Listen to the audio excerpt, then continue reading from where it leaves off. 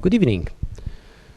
So they asked me to speak about the evaluation of cross-linking before and after with corneal biomechanics, but since it was a big talk, we decided to split it into two and give a first part about keratoconus detection and the second part about how to judge the change after cross-linking.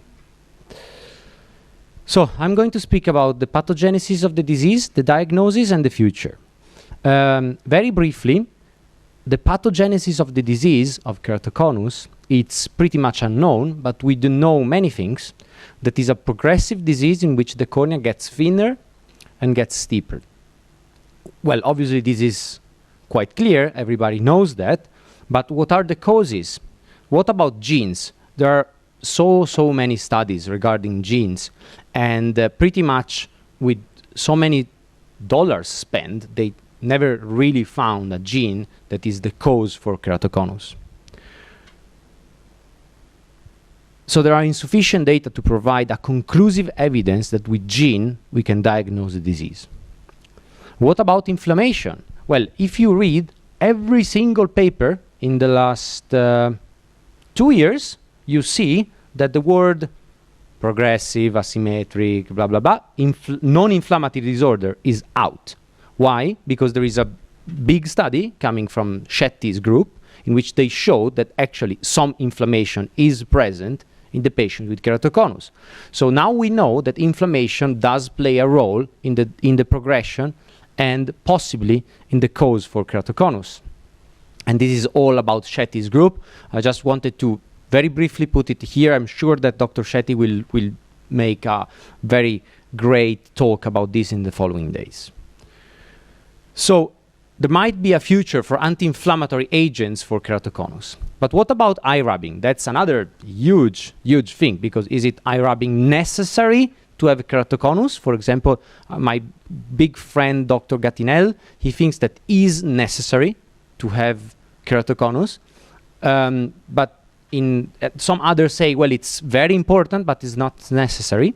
There is another great presentation from the group of Zurich and Farad, in which they show that actually rubbing alone, ex vivo, doesn't look like being enough to cause keratoconus, but it's ex vivo. So we know that actually in patients that have keratoconus, eye rubbing will make it worse, that's for sure. Because it increases metalloproteinase, collagenase activity, so that's one very important thing to say to our patients. And sometimes it does halt the progression, because if you tell to the patient, stop rubbing your eyes, maybe they will not progress anymore. But that's another talk. So we need to say to our patient, don't rub your eye, that's for sure. Because it's bad in general and it's much worse in patients with keratoconus. Now let's go to biomechanics. That was a very brief introduction. So we know that biomechanics does play a very important role. There is a focal reduction in the corneal biomechanical properties, and important to say focal, because away from the cone, corneal biomechanics is normal, is not slightly abnormal, is absolutely normal. So it's just in that place that you have corneal biomechanics that is changed.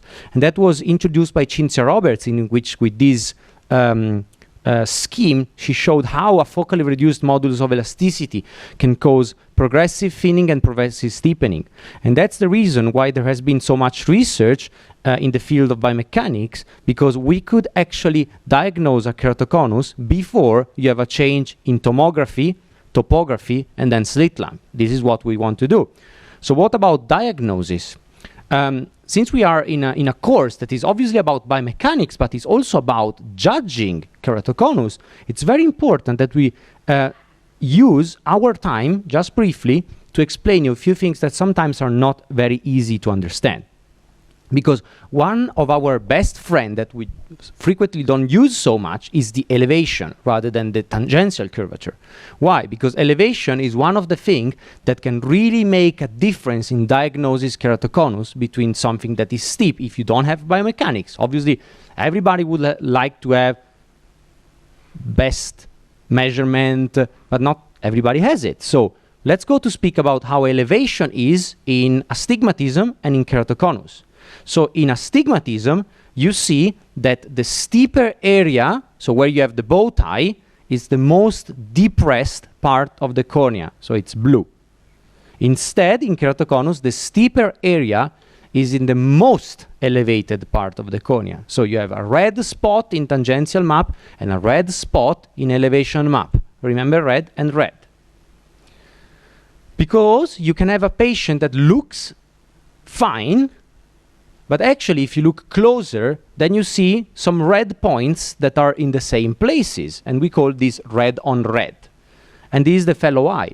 So you can see that actually, if you look closely at tangential and elevation map, you can distinguish between a red on red, which is an ectasia, and a red on blue, which is not an ectasia. And I will show you how in a middle. So this is the holiday report. I don't have any financial disclosure, obviously, in this report, but it's very good because you have everything in just one display. And you have elevation, tangential, pachymetry, and you see that in this ectasia you have red on red. So this is a clear ectasia.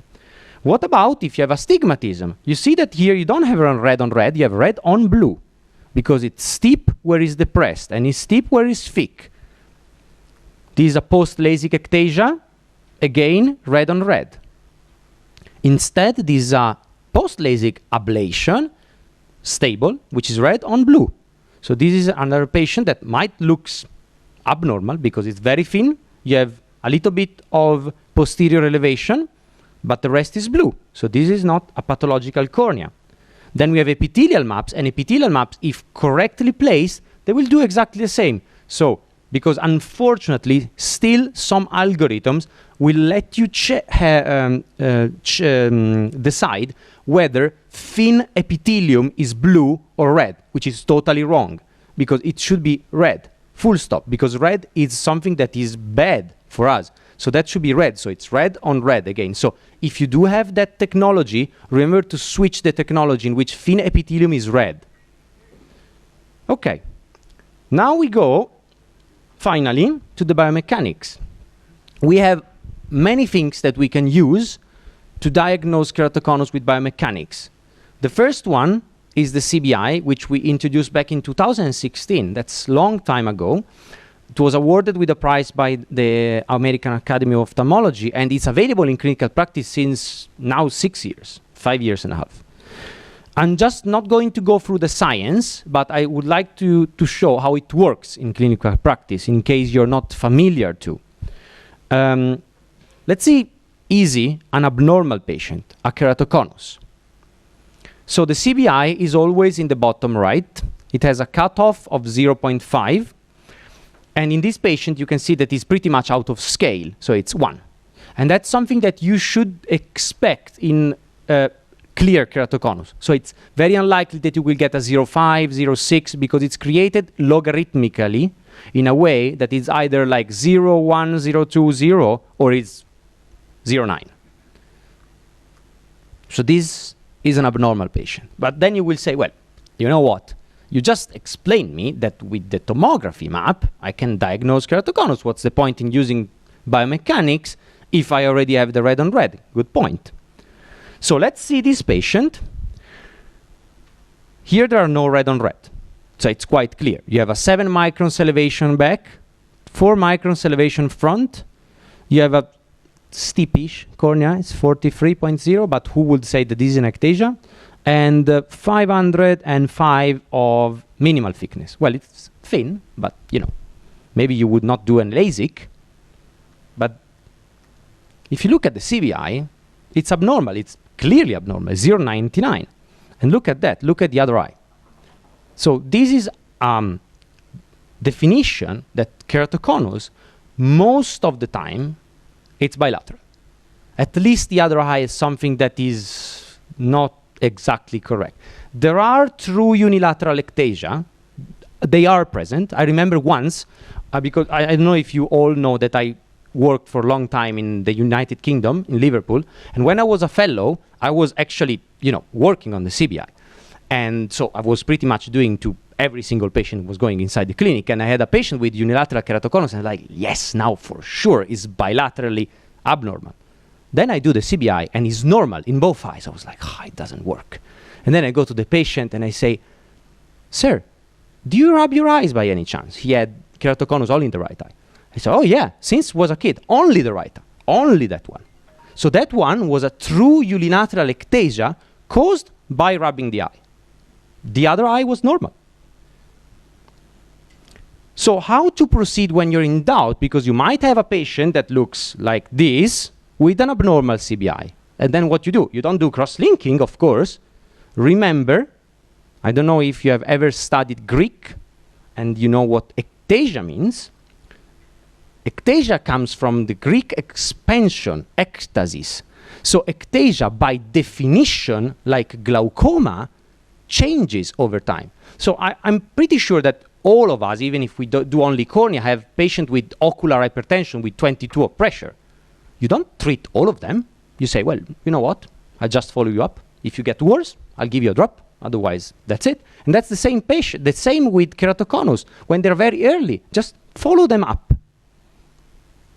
And that's a summary with a very interesting case that I love, because here Biomechanics made a difference. So this patient came to our clinic and with a unilateral keratoconus and with sudden decrease of vision. I was like, sudden decrease of vision, unilateral keratoconus doesn't really make sense.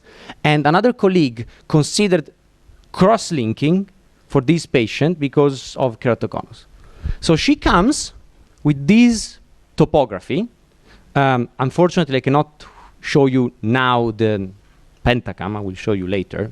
I'm using another machine, but the pentacam is later. So it does look a keratoconus, right? The right eye. But then if we go back to the red on red, you're like, it's not red on red. Yeah?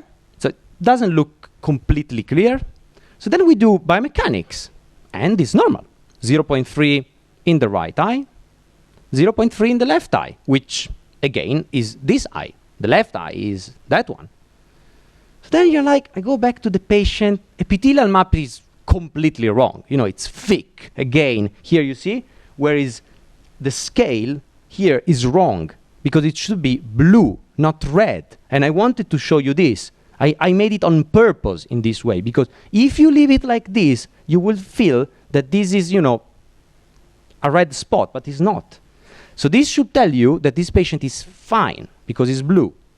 And then I went back to the patient. She didn't say anything. I spoke with her a long time and say, listen, are you sure that in the last 6 months nothing happened at all to your right eye? She always say, oh yeah, once I was in my kitchen and I had 1 drop of boiling oil to the right eye.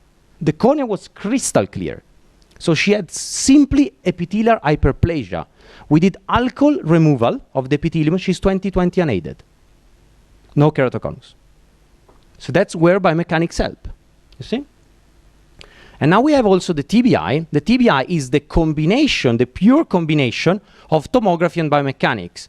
I always start with this saying, it's not the CBI and the BED-D together. Please no. And that's the reason why sometimes you will see a CBI that says one thing, the BED-D that says another thing, and the TBI that says another thing, because they are not the combination of the two. That's created by the group of Renato Ambrosio. We are very proud of being part of that study. It was superior compared to CBI and BED-D for the diagnosis. You remember that eye, the one that was looking normal, but the fellow eye was abnormal? Yeah, so the TBI was much superior compared to CBI and BED-D to diagnose those eyes. You can see that it's not half double, but quite a lot. So you can see this, how it works in clinical practice. You have a patient, this is a clear keratoconus, again, with CBI abnormal, TBI abnormal, BED-D abnormal, which you would expect. And that's one of the best cases coming from Renato. Again, I have to thank him not only for his work, but particularly for this case, because he was so brave to show a mistake that he did. So this is a patient with completely normal cornea. So you cannot say that is a normal cornea.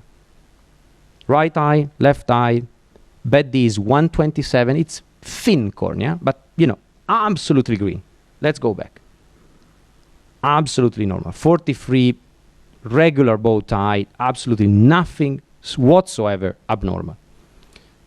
So what he did a smile on this patient. It was a fairly myopic patient, but I mean, we are speaking about a technology that is supposed to be very safe, particularly for thin cornea, blah, blah, blah, blah, blah. And then ectasia in the right eye. And he was so brave to go around the world to say, you know what, I did a mistake here. This patient had an ectasia. And he was also so brave to show, because this patient was done the surgery, go here, 2014. So there was no CBI, there was no TBI. So the only thing we had was tomography and BED. So he did everything he could to treat this patient in the right way with the latest technology and doing everything well. But then he had Corvis because we were already collecting data to create the CBI and the TBI. And look at that. The TBI is abnormal. So with this patient, they could have got a patient that was susceptible for ectasia. So this is not an ectasia, but is a patient that is susceptible to ectasia, and maybe not treat the patient and maybe suggest an ICL or whichever. Okay? Thank you very much.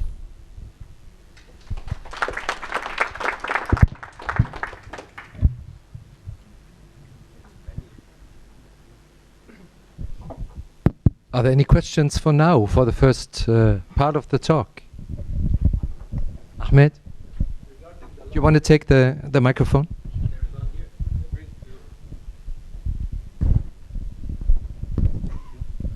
Thank you so much for the nice presentation.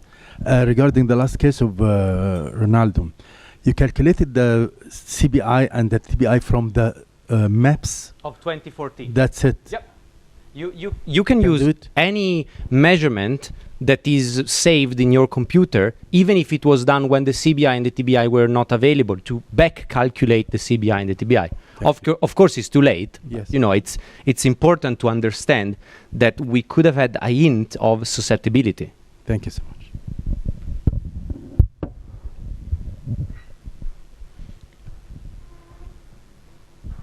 If there are no other questions, it's 6:30. We have another half hour. Emilia, would you like to start with your presentation? Oh, it's Michael Belin now. Okay, this is the pre-recorded. He recorded it yesterday. Good evening. First, I need to apologize for not being at the meeting in person the day before I was supposed to fly. I became COVID positive. So again, I apologize for giving a virtual presentation. What I'll be speaking about today is both the derivation and the clinical applications of the Belin ABCD progression display. I'm going to talk about both pre and post corneal cross-linking. So many of you know a famous quote attributed, not sure it's from him, attributed to Albert Einstein. His definition of insanity is doing the same thing over and over again and expecting different results. Well, surprisingly, Einstein was wrong. Why do I say that? Well, he was wrong when it relates to Kmax, which has become at least in the past, the default parameter for determining keratoconus progression. If we look at a recent paper, this was published in 2020 in PLOS ONE, I'll just read over to you their results. The maximum keratometry value, Kmax, was the least reproducible parameter. In fact, the 95% confidence interval from 1.11 to 1.35, which is greater than what most people use as 1 diopter. And it showed the strongest association between parameter magnitude and measurement error. In other words, the more severe disease, the larger the variation. The repeatability coefficient ranged between 0.32 and up to 1.62, depending on disease severity. In other words, the repeatability coefficient for many patients is greater than the 1 diopter gate many people are using. What does that mean? That means using the standard 1 diopter change in Kmax, you are likely treating patients who are not progressing, but more importantly, you're missing patients who truly have progressive disease. So why do we need, well, this is part of the reason, why do we need a new progression display? After all, we do have both the Belin ambrosia display and the ABCD staging or grading. Well, can't we just follow the final D of the bad? Well, can't we just follow the parameters from the ABCD staging? Well, the bad display was really designed specifically to separate normal from abnormal. It was designed really for refractive screening. In other words, it's not necessarily specific for keratoconus. And again, that would be appropriate if it's for refractive screening. As an example, if you look at the lower left picture, that's post-refractive. It's abnormal, highly abnormal, so it's an abnormal final D. The upper right can actually look like keratoconus, but it's hyperopic LASIK, again, abnormal, but not keratoconus. And the lower right is endothelial dysfunction, or Fuchs dystrophy, again, an abnormal cornea, an abnormal final D, but not keratoconus. So again, the bad was really designed for refractive screening to separate normal from abnormal. Now, it can be used to diagnose keratoconus, but you have to add some additional parameters from the bad. You can't just look at the final D. Well, can't we just follow the parameters from the ABCD staging or grading system? Well, like the bad, which is really designed for refractive screening, any type of classification is really designed more for population-based studies and not really designed to follow a single individual patient.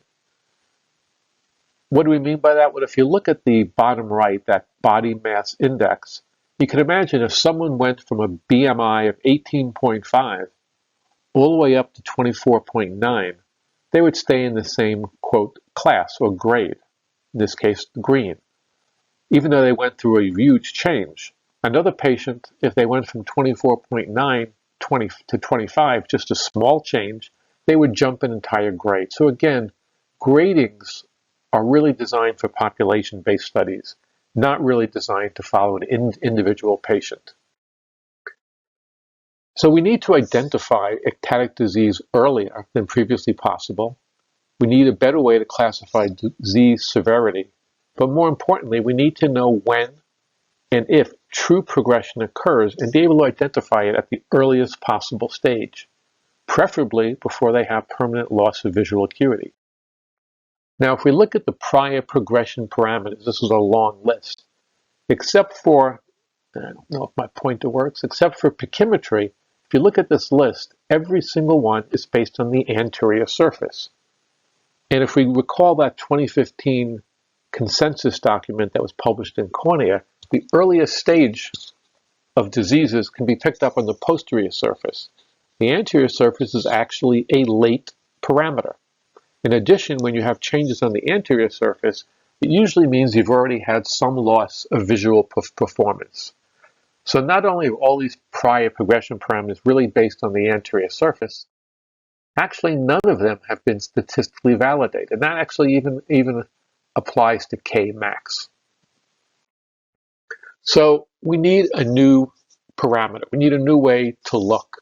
Again, if we just look at K max, both as an efficacy parameter and an indicator of progression, we end up having patients who have irreversible loss of vision. And as I said before, K max has never been statistically validated. So why a new progression display? Well, I think I've really described that. But the Belin ABCD progression display was designed to follow and document progression. It's based on one-sided confidence intervals.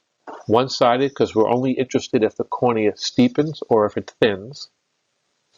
It allows for documented progression in spite of a stable anterior surface and or a stable Kmax, and that's critical, and we will show you examples of that. And it evaluates each anatomical layer individually, and it's statistically validated, and actually, what we'll show at the end of this talk, has been independently validated. So, in order to determine when true change occurs, we have to determine the measurement noise for each of these parameters. And at least for the A and B parameter, anterior radius of curvature, taken from a 3 millimeter zone centered at the thinnest point, and B, posterior radius of curvature, again, taken from a 3 millimeter optical zone centered on the thinnest point. These were new parameters, and we didn't have noise measurements for them. And we also decided early on that it was important to look at both normals and abnormals. Abnormals meaning patients with obvious keratoconus. And the reason for that is that we do know from many, many studies in ophthalmology now that the more disease severity you have, the greater the variation in measurement. So for your older patients with clinically evident keratoconus, we suggest using the keratoconic database, and that's more appropriate for disease progression. Additionally, the older patient is less likely to exhibit rapid change, and the risk of waiting is low. However, for the young patient or the patient with very early or subclinical disease, those noise measurements more closely mimic a normal population. And in the younger patient with normal vision or subclinical disease, waiting is at greater risk. So here the risk of waiting is high, and we suggest using the normal database, which is actually, you'll see on the display, represents the green gates, and the keratoconic gates are in red. If you look at the standard deviation and confidence intervals from our study, you'll see exactly what we would have anticipated. The noise levels, in other words, the measurement noise of the keratoconic patient shown in red, is significantly higher than those in green, which represents the normal population. Again, these are one-sided confidence intervals. We're showing both the 80 and 95% confidence intervals. And again, that allows you to determine your risk-benefit analysis, whether you want to use 80 or 95%, and we'll discuss that later. So this was the second iteration of the keratoconic progression display, the Belin ABCD progression display. We will go into later the actual third or current iteration, but allows you to show up to 8 exams over time. It displays by default both the red gates, which are the keratoconic, and the green gates, which are the normal database. The 80% confidence interval is shown by the hatched lines. Again, green for normal, red for keratoconic, and the 95% confidence intervals show the solid vertical lines. If you were to do a treatment, and you can see on the lower right here, you can check off when a treatment was done, that shows up as the black hatched lines. And if you notice, the confidence interval gates do not appear after a treatment. And that's because initially, the confidence intervals or the noise measurements were determined both in a normal and keratoconic, but not in a post-cross-linking patient population. The system defaults to showing you both the green and the red gates, but you can just go up and check which one you want to show. And this makes it a little bit easier to see the display. So you can see here in the upper display, we're showing just the green gates, and in the lower one, we're showing just the red gates. Again, you as the user can determine which is the most appropriate database for you to compare to. And let's give you an example. This is a 16-year-old with progressive subclinical disease. If you look down here circled in blue, the ABCD classification is very mild. If you look at the final Ds next to it, they're relatively low. But if you look at the Kmax, and I blew up Kmax on the far right, you'll notice that in these two exams, the Kmax goes from 48.9 to 49.8, just under that 1 diopter limit that many insurance companies require. But if we look at the ABCD progression display, you'll notice on the A parameter, and again, this is early disease, so we would be really looking at the green gates.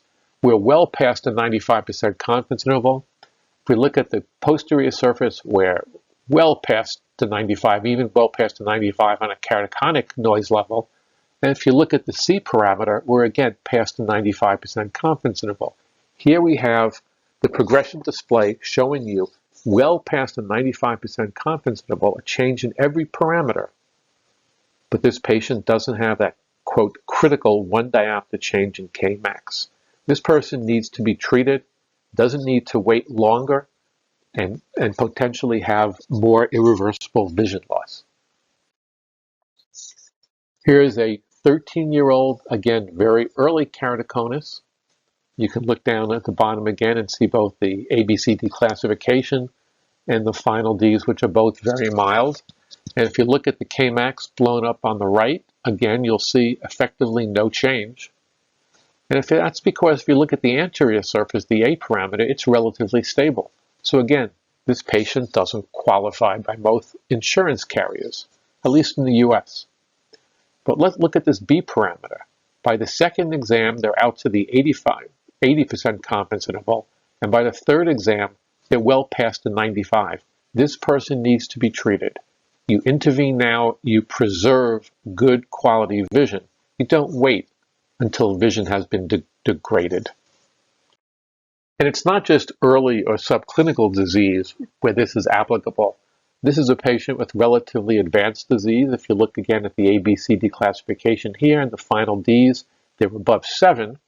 But if you look at the Kmax circled in red, not only are they stable, they actually get somewhat better. But again, if you look at the A parameter, which is stable, and you look at the B parameter by the last exam, and again, this is a keratoconic database shown in red, we're past the 80% confidence interval. And if you look at the C parameter, minimal corneal thickness, we're past the 95% confidence interval. So one parameter past 80, one parameter past 95, in spite of a stable Kmax. So what have we shown? Well, there's a dissociation between clinical progression with changes in Kmax. I think this has been well known for a while.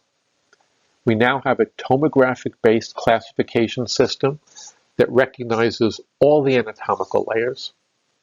And we have a tomographic-based progression display that documents statistically significant change. And my normal recommendation, I always say it's just a recommendation, is that one parameter at the 95% to be as significant, excuse me, or two parameters at the 80%. For those of you who do the math, two parameters at 80% is almost the same as one parameter at 95. With that, I always say a little grain of salt for the C parameter. The C parameter, which is minimal corneal thickness, does probably have some diurnal variation, so I'm a little hesitant to base things solely on the C parameter. But that leaves us, again, this is a meeting on cross-linking. How do you define progression after cross-linking? And as I said earlier, the progression parameters after cross-linking have been unknown. And in the second iteration of the progression display, the confidence intervals were removed if you indicated a cross-linking treatment. And again, this is that same example shown on the right, where the black hatched line indicates when a treatment was done. And again, you'll see that the confidence intervals do not appear on any of the exams after treatment. So we set out to now look at post-cross-linking patients, and the purpose of that study was to determine measurement noise in post-cross-linking eyes, and also determine whether these can serve as a progression determinant after cross-linking treatments. We looked at patients from two practices, the Elser Institute in Switzerland, where you are currently, and the Hamburg Keratoconus Center in Germany. We looked at patients with a minimum of 12 months post-cross-linking. And the reason for that, we actually did an earlier study where we looked at much earlier time frame post-cross-linking, and the noise levels were so high in that patient population as to not really be useful. We looked at two sites to compare, since cross-linking is a surgical procedure which then has some inherent user or site variability. We did 3 separate Panicam measurements. They were taken by removing the patient between each exam. We required a minimum of 7.5 millimeters of coverage and an acceptable quality score. We looked at both pooled variance and one-sided confidence intervals. And then we looked at site-specific and time-specific comparisons. In other words, was there variation between the two different study sites? And was there variation over a long period of time after that 12 months?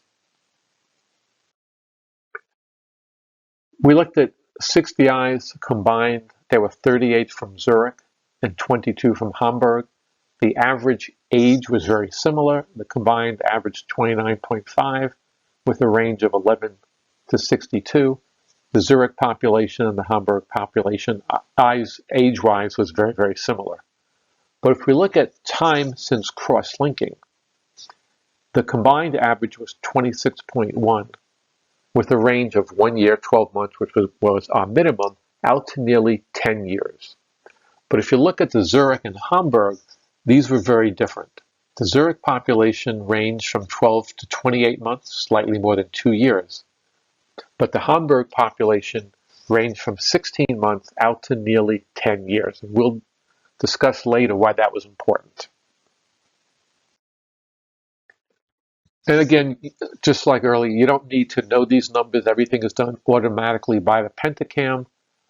But what we found is kind of what you would intuitively think, and that is that post-cross-linking noise levels fell between the normal population and the keratoconic population. If you just think about it, cross-linking does cause some normalization of the corneal surface, so you would expect that the noise levels may fall between the normal, which should be less, and the keratoconic population. That's exactly what we did see. So again, these are both the 80 and 95% one-sided confidence intervals. We then did a geographic comparison. We compared Zurich and Hamburg, and as it turns out, the populations had similar ABC values and they had similar noise measurements. Not exactly clear when you look at the graphs because the N values are different. Here, Zurich with 38 patients and Hamburg with 22. But when you look at these actually, and if you were to normalize them for the number, they almost mirror image themselves. So again, there was really no significant variation between the two study sites. I found this part very interesting, and that is, again, we looked only at the Hamburg, and again, a relatively small number of patients, 22, but again, they went from 16 months out to nearly 10 years. We looked at that 11 patients who were relatively short-term versus the 11 patients who were long-term, and again, if you look at the graphs, you'll see here almost an exact mirror image. So what this tells us really is that once you get past 12 months, the noise levels tend to remain relatively stable. In other words, they are applicable to use for a progression display. That once you get past 12 months, your noise levels remain relatively stable. So again, this was comparing relatively short-term, 1 to 3 years versus 3 to 10 years. And again, the graphs show almost a complete mirror image. So where we had problems earlier with post-op before 12 months, it appears that now once you get to 12 months, all the way out to 10 years, your noise levels are relatively stable. And this is the current or third iteration of the Belin ABCD progression display. And if you look at it, it doesn't look much different right now. And there's a reason for that. But if you look at the bottom, you'll see now we've added blue gates. But because none of these exams here are at least 12 months or longer, the gates do not show up. So again, the post-cross-linking gates will only appear on exams that are at least 12 months post-cross-linking. So here is an exam showing all the pre-op exams, the cross-linking treatment, all the post-op exams, and we have a few exams here that are after 12 months, so you see the blue gates appear, which again are the post-cross-linking confidence interval gates. And I'll tell you, when you're showing all this, the display does get kind of busy, almost to the point where it becomes a little bit difficult to interpret. But there's ways, again, around that problem. So here is a 16-year-old, and here we're showing both the green gates, normal population, the red gates and the keratoconic, the blue gates, which are post-cross-linking, and we're showing all the exams, including, let's see, 4 exams before treatment and 4 exams post-cross-linking. But if you're looking at post-cross-linking eyes in a 16-year-old, you don't necessarily want to show all this information. So here would be a little bit more appropriate. Here we're only selecting preoperatively the green gates, because again, this is a 16-year-old, a relatively young patient, but we can make it even easier to interpret. If you've done a treatment, you're really now only concerned about what's happening after your cross-linking. So you can select the exams that you want to display. And here we're going to actually remove all the preoperative exams except for the one right before treatment. And you'll see how much easier now it becomes to look at the this display.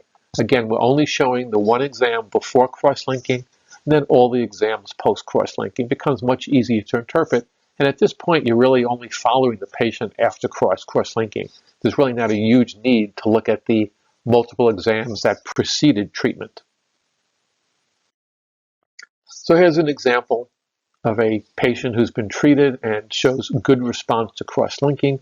You see a general improvement in all the parameters post-treatment.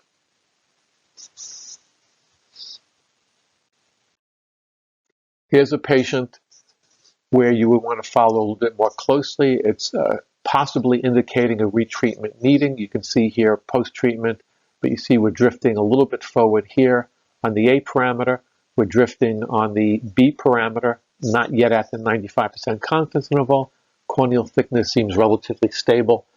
I would be reluctant always to do a retreatment based on a single data point. So again, I would suggest if you see this, you definitely want to follow this patient more closely and at least have 2 exams that coincide with a requirement for a retreatment. And again, like before, if we're only really interested in post-cross-linking, can make display much easier by only selecting the exams that appear after your treatment. Again, it becomes much easier to just look at the display. It's not as busy. So what have we shown? Well, the post-cross-linking measurement or variance or noise can be used to determine progressive change. The noise measurements are consistent across different centers. And again, we only looked at 2 centers, but it's important because it's a surgical procedure and you want to make sure that these measurements aren't basically inherent to only one site. And I think more importantly is that noise measurements are consistent when you get past 12 months. So those blue post-cross-linking confidence intervals have been added to what's now the 3rd iteration of the Belin ABCD progression display. And again, it's the progression display 3, and that software has been out now for a few months. I think the next 2 slides are probably the most important. And I said this earlier about independent parameter validation. This is a paper that appeared in Scientific Reports in 2020.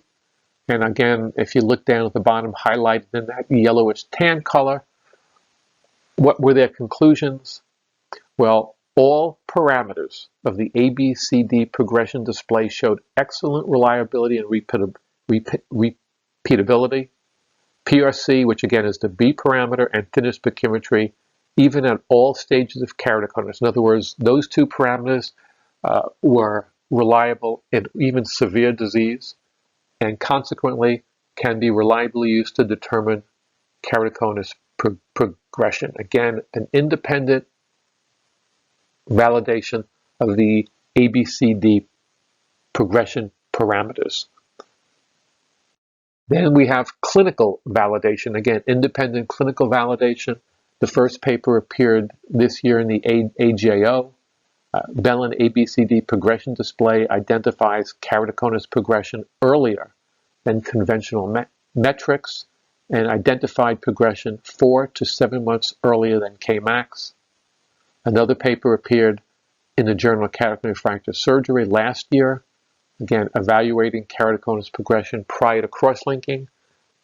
Kmax versus ABCD grading system, and again the conclusion that the ABCD identified progression on average 6 months earlier than Kmax, and this was a paper by Riccardo, who will be one of the speakers later this evening.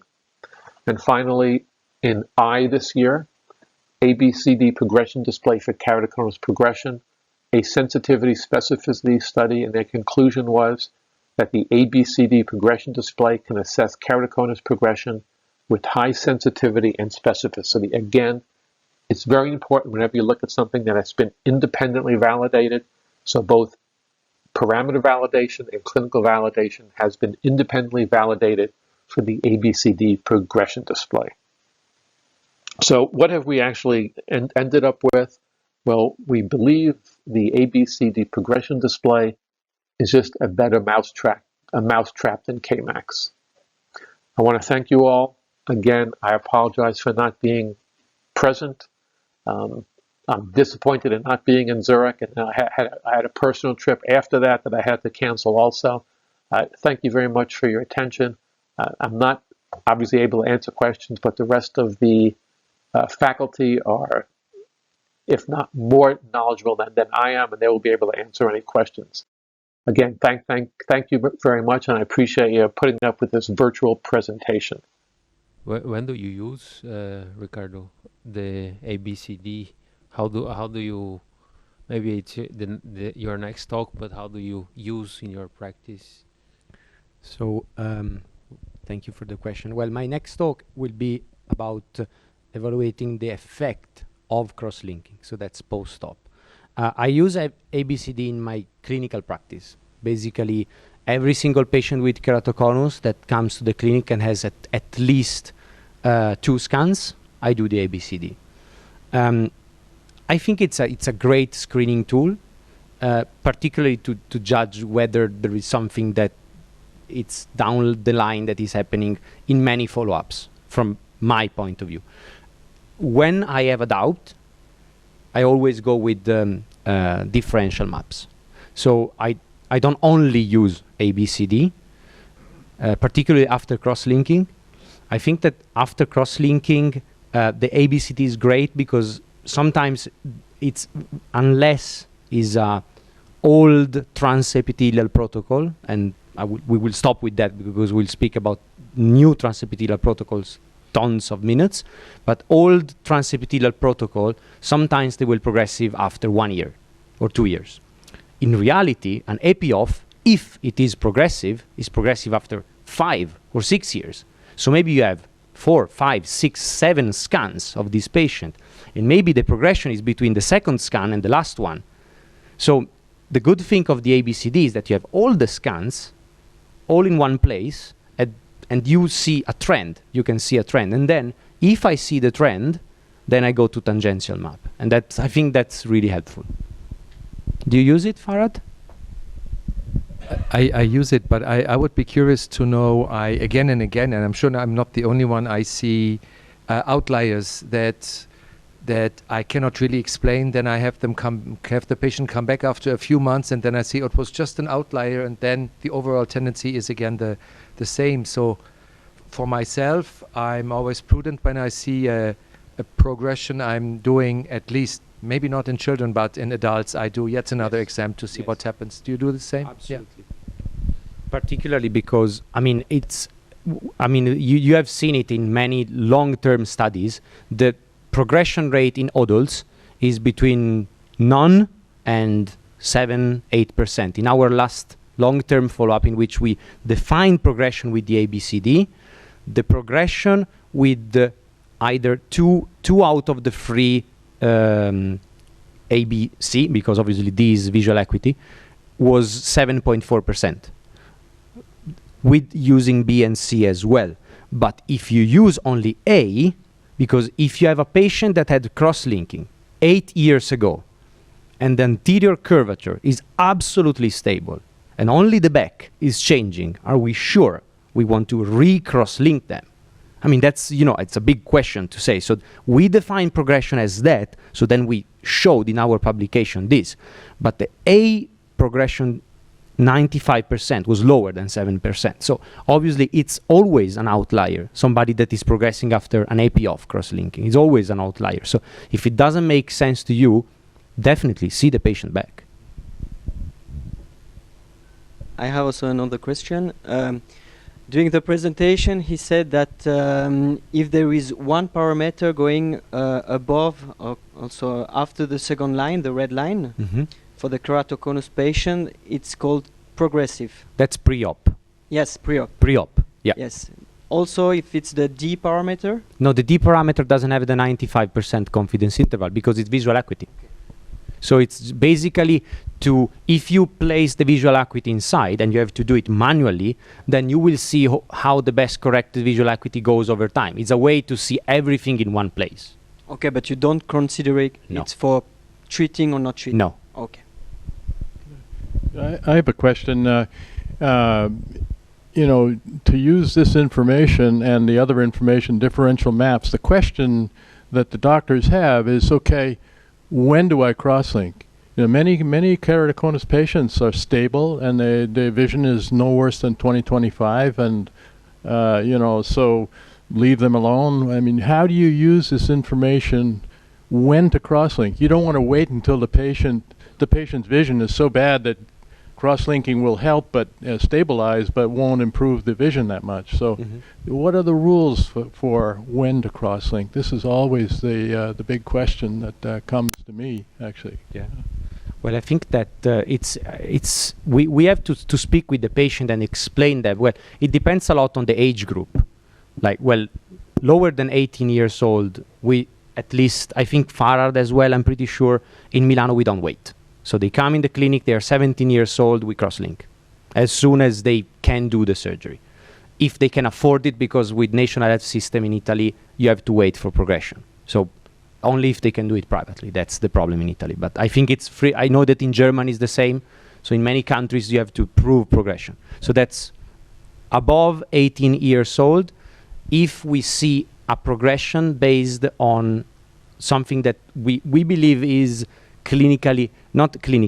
it's significant, so it's above the noise level. I think the take-home message that Michael has done with his work is that if the change is above the noise level of our measurement system, that can be as well Kmax, which I don't like and I don't use, but you can still use the noise level of the Kmax for that particular patient to judge progression. It's not ideal because you will lose some patients, and there are hundreds of ways to use K2, K1 or whatever, but the point is, if it is above the noise level, then it's true progression, so why don't wait?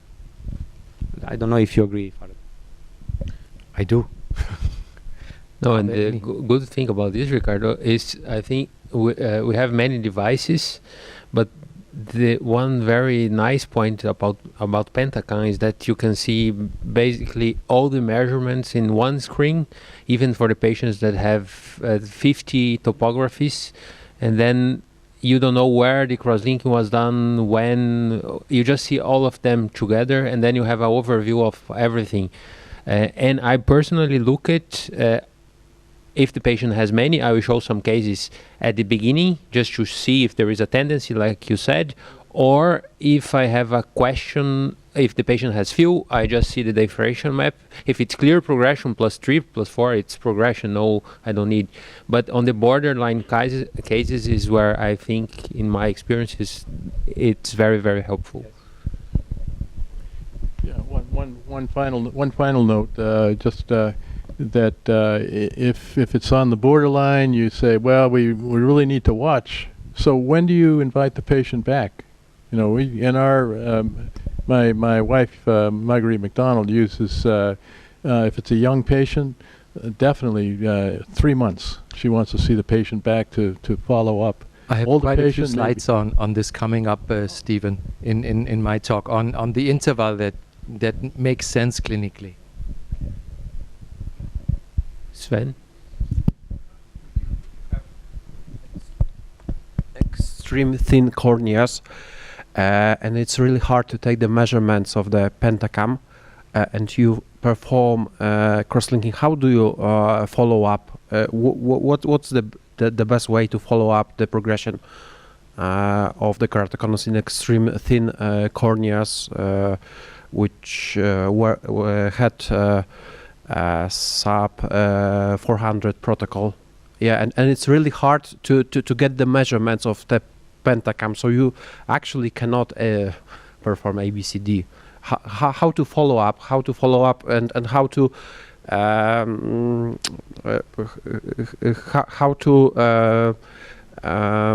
see, how to notice the progression if it's the after the cross-linking.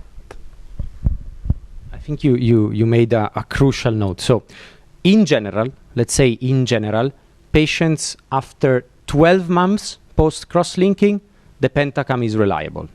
In general, we always have outliers. So after cross-linking, we have more scatter that with Scheimpflug technology will be more evident. And if it is thinner, this scatter will influence as much as possible posterior curvature and possibly thickness, but you still have the anterior curvature, which will be reliable, because after cross-linking, 12 months after cross-linking, anterior curvature will be reliable. But I still doubt that a cornea that is thin, after 12 months, it's totally unreliable. It will be less reliable, but we are talking about a patient that is desperate, you know? You have done an extreme protocol in an extreme cornea, and obviously also the follow-up will be extreme. You cannot have just one size fits all. It's a different patient compared to normal. Maybe a change in this patient, it will take longer for you to see it. But at the end of the day, what this patient has to lose? Nothing. The other thing is bulk. So. Yeah, in those cases, then we would also have to be more complacent with the number. So not use one diopter, maybe 3 diopters, because if we repeat on the same day, we will have 2 diopters difference within the same day. So we have also to take this into account. We had a patient with bilateral, well, more than one, but bilateral keratoglobus, less than 200 micra, and we see the variability, so the variability has to be taken into account as well. A higher variability, not just one diopter. Sometimes in a 110 diopter cornea, much more than this, 2-3 diopters maybe.